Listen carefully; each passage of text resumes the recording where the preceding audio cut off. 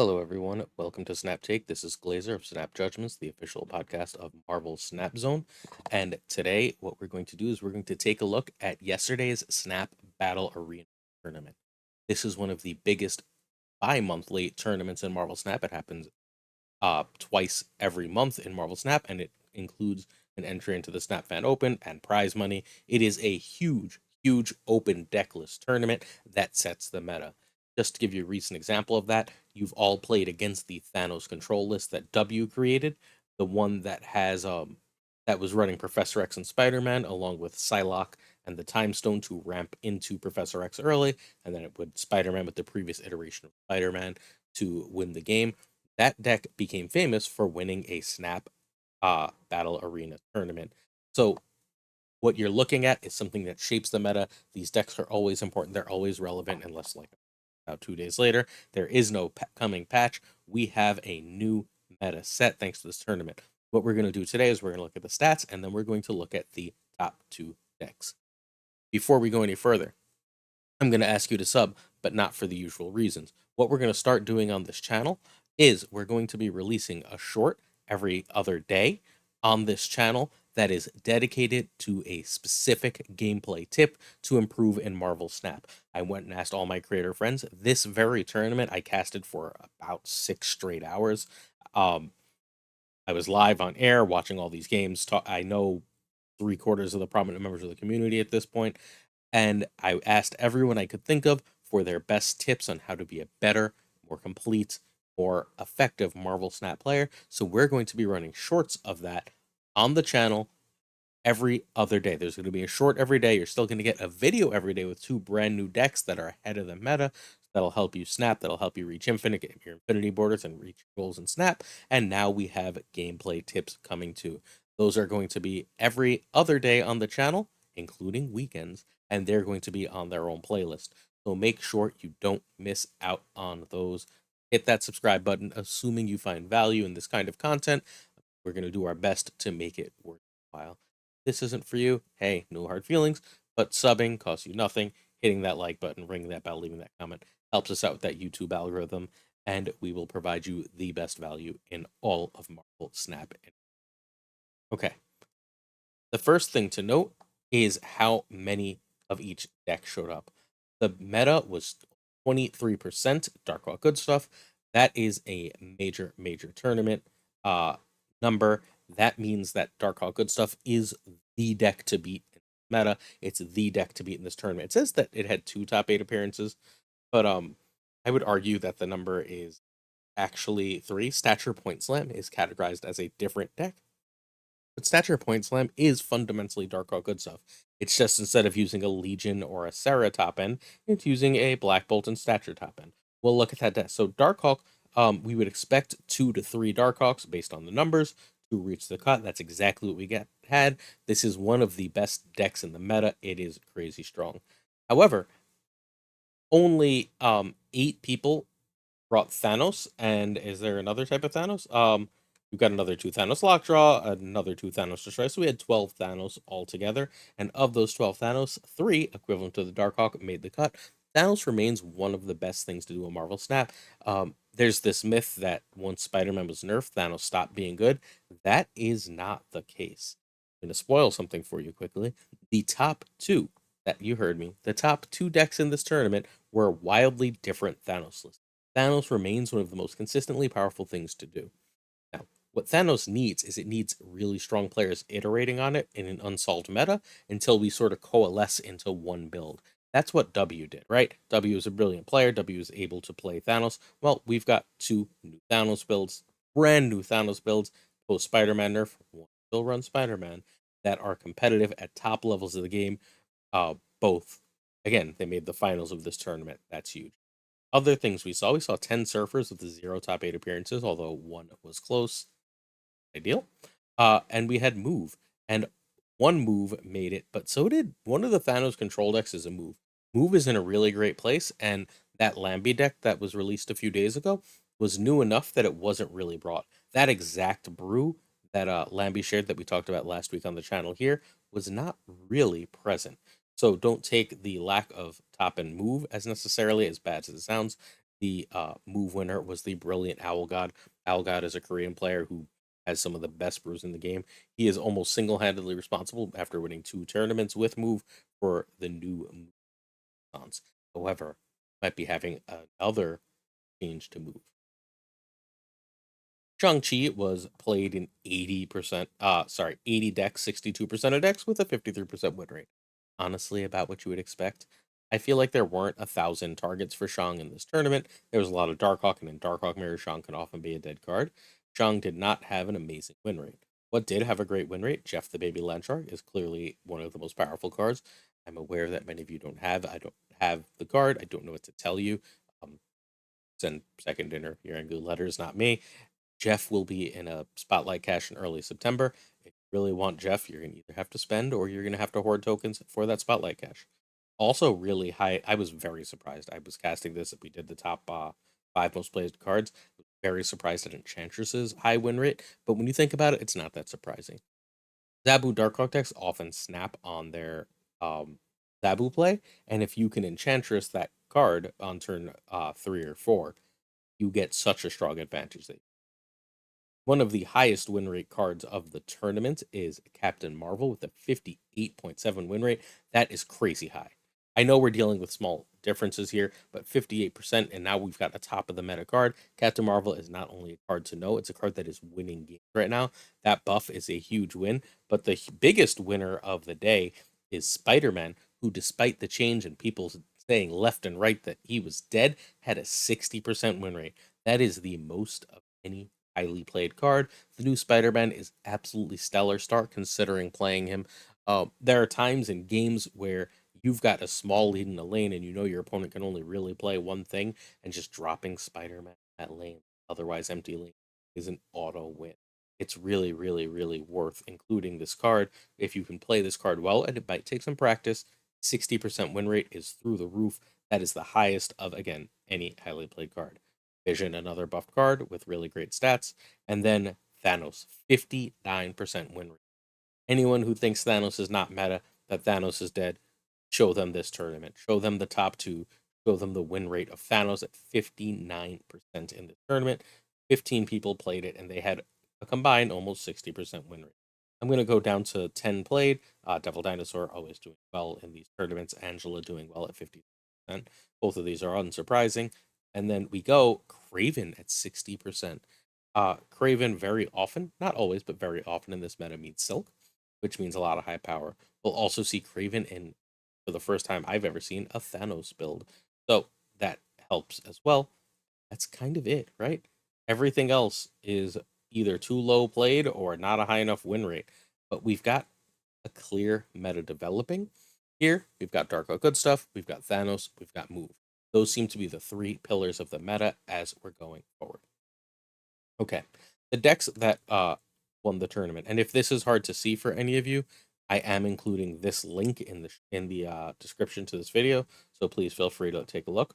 Harbor H was the King of Swiss. King of Swiss, very difficult in this kind of tournament at 7-0 with a stature point slam, and this is a very standard stature list, a la the stature Black Bolt list we saw forever, except this list cuts that little move package of Miles and Polaris for basically a Captain Marvel and sorry, it cuts an extra 1-drop Captain Marvel, Killmonger, and Spider-Ham in for a little bit of extra control. This is listed as good stature point slam, but it's just a Dark Hawk. Maui also has a Dark Hawk Good Stuff list. This version is running Legion and Doctor Doom as top end. This is the only Legion in the top 8. You'll note we have 2 Black Bolts in the top 8, a Sarah in the top 8, and 2 Visions. So Legion is great, but the other 5s are catching up now that we know how to play it, now that we know how to play around it. But this is a great version of the deck. Came in second in Swiss. You'll also note Echo here, which is an amazing card in the mirror. This deck runs Echo and Enchantress, basically saying, you can play if you can go Echo Zabu, you know they can't play their Zabu there, and when they play their Zabu elsewhere, you have a clear enchant. A wheel is great play. Okay, Kate. KG is the tournament winner, and the Human Spider is the second place. We will speak about both of them momentarily. Rajix or Rajix played another Dark Hawk Good Stuff list. This is a standard list. It runs Invisible Woman to lose priority at the end of the game if necessary, and it runs Sarah as a top end. I think Sarah deserves more of a look for these decks, at least less wave comes into them. The aforementioned Owl God is our one move representative. This is a really, really cool list. It's running Sunspot, Jeff, and Craven with Silk, Polaris, Spider Man, Captain Marvel, Miles, Stature, Black Bolt, and Magneto. And I am going to be trying this list out. And should it succeed, expect a full deck breakdown on it because this looks absolutely stellar. It's got the Black Bolt into Stature Miles and then, like, say, a Captain Marvel or whatever on the last turn. There's a lot of ways to get a lot of power on the board. I also really like that it doesn't really bother with the Shang-Chi. I feel like Shang-Chi, at least until the meta shifts, is at least a bit of a trap. We've got TK Omar, our third Thanos. This is a version of the W list. This is literally exactly the W list update that we featured on this channel last week. You can check out that video under the Snap Take playlist or just roll back a little bit. It's Tournament Winning Thanos deck again, or Not This Again is the thumbnail if you would like to take a look. It's the old list, except it cuts Spider-Man because Spider-Man isn't a lockdown card anymore. Replaces it with Vision, and then replaces one of the 2 drops with Angela as an extra power. Again, the deck did great. Thanos is still here. And lastly, we have 89P13, who played Sauron. Sauron managing to sneak in. This is just your standard Sauron Shuri Taskmaster, as expected. If there were a tournament tomorrow, please note there is a tournament tomorrow. We'll talk about it on, well, technically today as you're seeing this.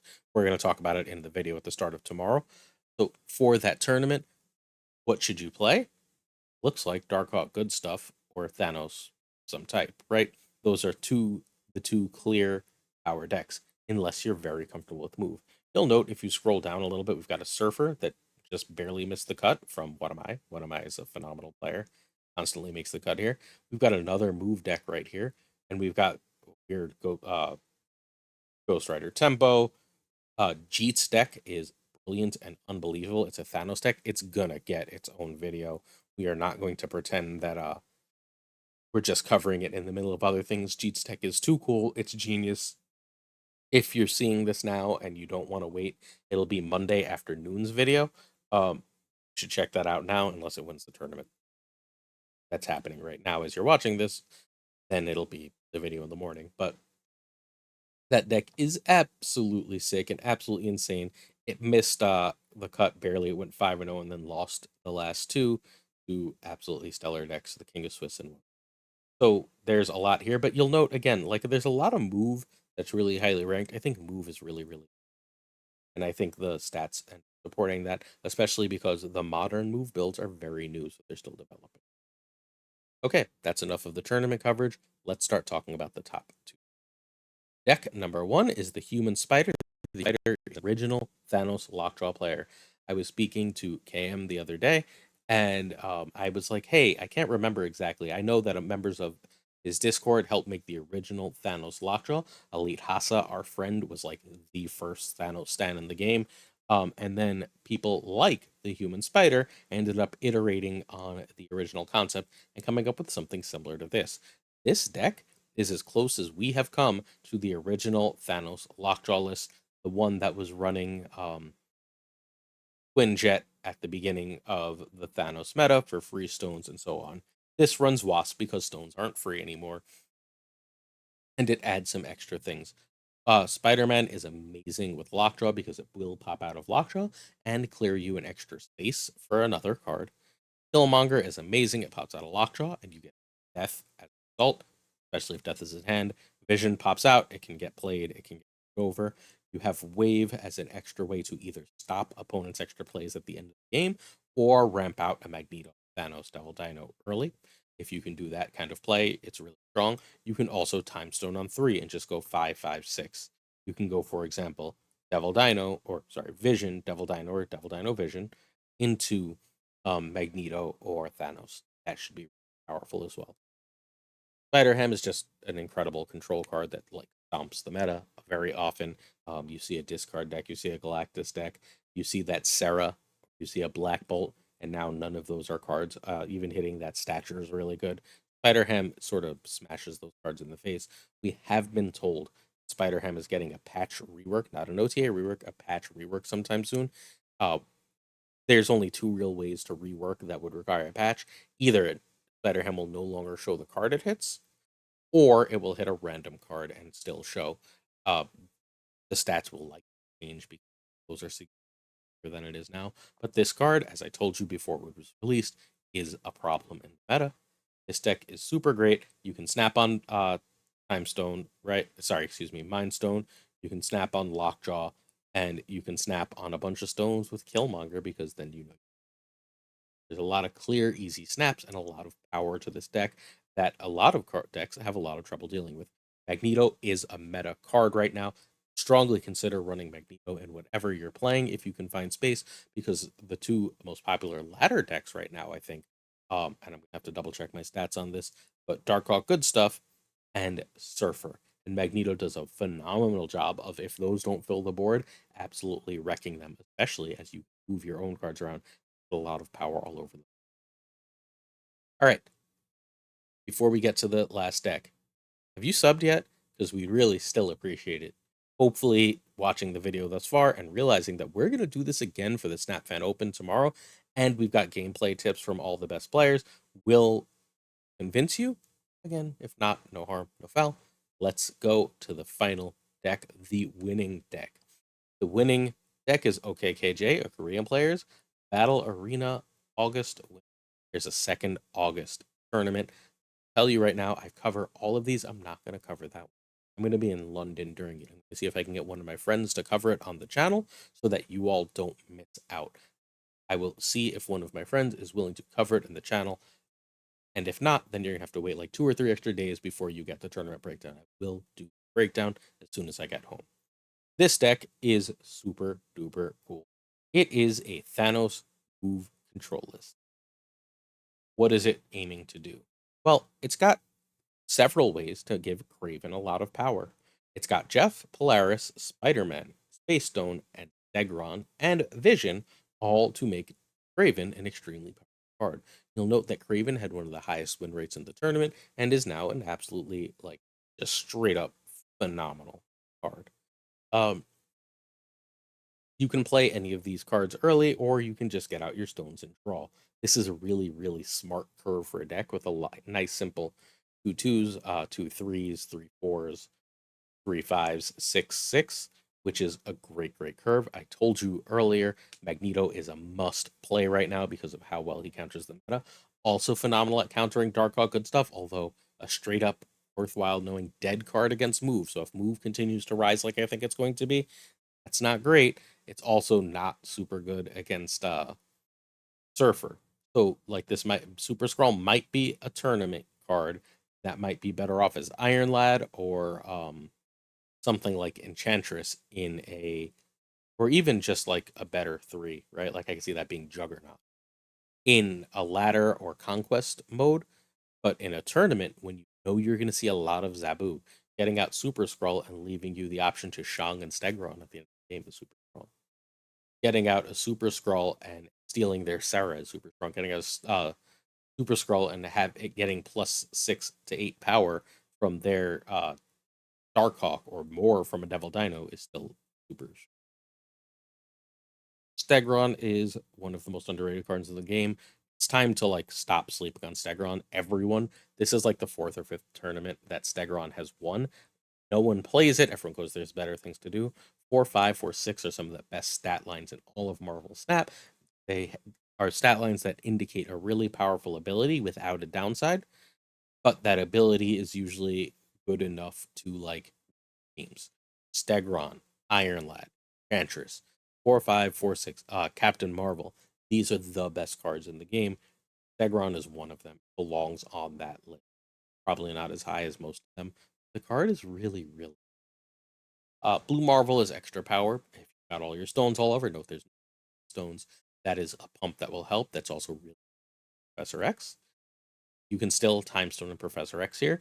You can also Time Stone into Vision here. And if you've got that Vision out, moving it to an unexpected lane with Professor X on tap is just a guarantee win. Um, and then you've got Magneto. Magneto, we discussed. Magneto does phenomenal things in this meta. It is the answer to good stuff. It is the answer to Surfer. It can single-handedly win those matchups, assuming you have enough power on the board, and your cards like Craven, Polaris, Spider-Man are really, really good stat cards. And once in a while, you're going to go up against, for example, a Shuri deck, and you have a Shang-Chi too. You have a lot of deck for everything. And so I hit Infinite with a very different Thanos move control list. Check that video out. It was Friday's video on the channel. Um, Opponents really, really struggle to play into a good move. If you are at all good with move, opponents are going to struggle to play into you because they can't predict what you're going to do. If they don't know, they can see what your cards are, right? But you have so many options, it's really hard to play around. So they end up making very basic plays, and that makes them easier to read. And your cards then moving things like Vision, Stegron, Blue Marvel, win you game. There's also the elements you can't totally control. What's Polaris going to grab? What's Stegron or Spider-Man going to hit? Those are at least a bit out of your control, which adds an element of danger to the game, which is really, really strong. This deck is phenomenally cool. I plan to test it a lot more. And again, as always, I will get back to you as I test these decks with how I think they are, with different iterations, updates, different modes, and how they should play. Let's talk about this deck because let's be honest, it's the winning deck that people always, always, always end up taking for a spin. And you change the cards in this deck that are series 5 and higher. You cannot change Thanos, obviously. And you change Jeff and Stegron? Yes, but not easily. Stegron would probably be Juggernaut. It is the closest effect. It is less power. That is noting. It is less power. And Jeff should probably be something like Nightcrawler, which kind of sucks because Jeff is a significantly better card, especially with Rex in the deck. But Nightcrawler is perfectly fine. You just have to pre-move it. You can't post-move it. You end up okay. It's still also very good. This deck is cool. Go try it. Go play it. I watched a tournament with it. It ran through the cut. It's awesome. I lit it expertly, no doubt, but it is phenomenal. Check it out. You won't regret. All right. Thank you so much for watching this extremely long snap take. I hope you found this kind of tournament play interesting. And even if you don't, recognize that it will affect your gameplay on ladder and on conquest, as these tournaments affect the metagame. Please, again, like, sub, comment, ring bell. We appreciate you. Hope you found value. See you tomorrow for another snap take.